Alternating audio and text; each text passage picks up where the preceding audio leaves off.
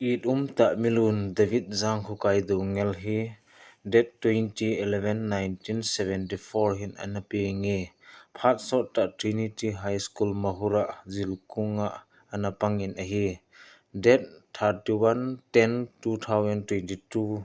tunin school chapang ahil jing lai hin headman lo ta sadam monan ahin phan dam do zo lovin anal molem tai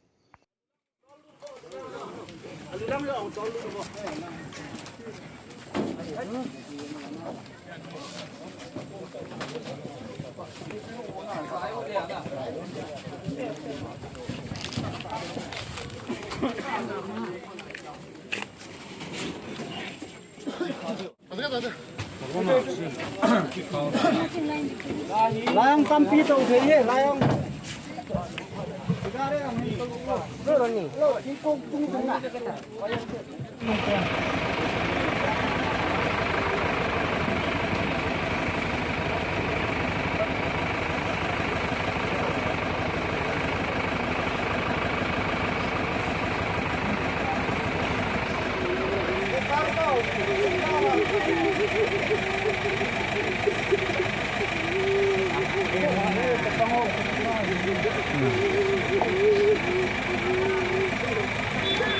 Nan một cái phát lùi la này đây đi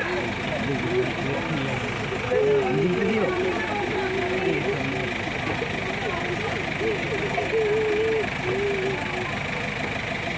anh đi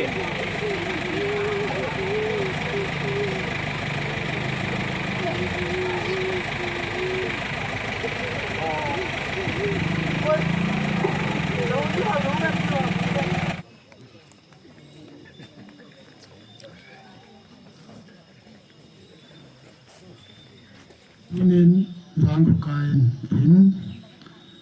kiểu lâu kỳ bị lừa lồng đâm sai nông lục kỳ đấy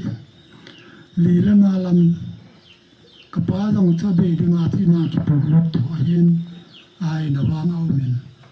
nô mà yên lu mà na hai tan hai bụng cái ba dòng phát hiện mèo sẽ ta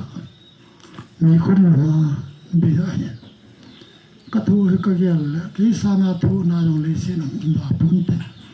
ai wangin cái phát thành cái thu tung thu mi phò mình cái gì cái này tan cái thu hi cái tan thế bún tu nhiên giang có cái xin nhau trả cái gì đấy in ngã hạt chứ mình lăng giang có cái he sang khát có som sagi lali tarik som ni som le shakhat som sagi lali kuma ping